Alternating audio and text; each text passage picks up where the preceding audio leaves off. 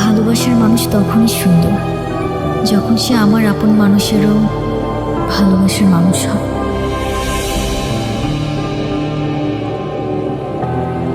জীবনে বেঁচে থাকার জন্য খাবারের চেয়ে বেঁচে থাকার ইচ্ছেটাই বেশি দরকার।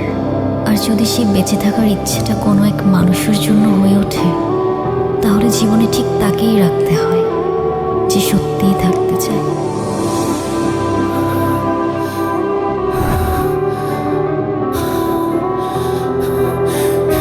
এই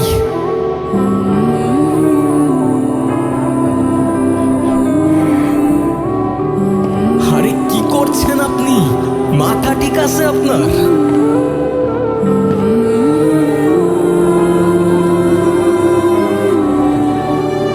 আরে আজব তো।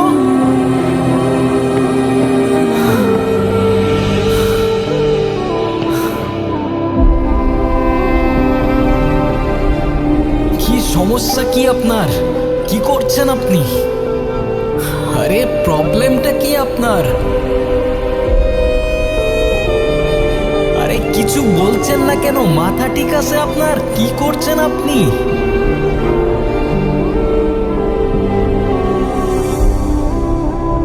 পাগল নাকি আপনি? মরতে যাচ্ছিলেন কি জন্য? নাও, একে তো এত বড় একটা বোকামি করতে যাচ্ছিলেন, তার উপরে ড্যাব ড্যাব করে তাকিয়ে আছেন। ভ্যাম্পায়ার নাকি আমি? ডোন্ট ওয়ারি, রক্ত খাবো না আপনার।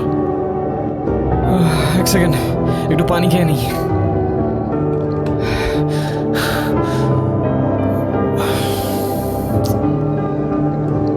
একে তো সুইসাইড করতে যাচ্ছিল, তার উপরে ড্যাব ড্যাব করে তাকিয়ে আছে।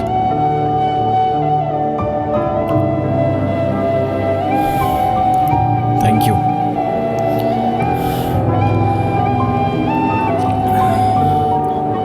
দেখেন, আমি জানি না আপনি কি, তবে এতটুকু জ্ঞান তো দিতেই পারি যে আপনার কষ্ট যতদিন আপনার ভেতরে চেপে রাখবেন না, সেটা বিষ হয়ে ভেতর থেকে আপনাকেই খেয়ে ফেলবে। এখন বলুন, এই বোকামিটা কেন করতে যাচ্ছিলেন? ডোন্ট ওয়ারি, আমি কাউকে বলবো না। আর বলার মতো তেমন কেউ নেইও আমার, না পরিবার না বন্ধু, শুধু আমি, আমার ক্যামেরা আর আমার ওয়াটার বটল। কি ভাবছেন আমাকে বললে আপনার লাভ ছাড়া ক্ষতি নেই? আর এমনও তো হতে পারে যে আপনার প্রবলেম শুনে আমি আপনাকে কোনোভাবে সাহায্য করতে পারি, রাইট? আমি প্রেগনেন্ট। ভালোবেসেছিলাম, বিশ্বাস করেছিলাম, কিন্তু ভাবিনি সে ভালোবাসা এইভাবে শাস্তি হয়ে ফিরে আসবে। আমি তালুকদার পরিবারের মেয়ে। আমাদের পরিবারের সমাজের নিয়ম না মেনে কিছু করে ফেলা মানে সবার কাছে একটা লজ্জা হয়ে যাওয়া।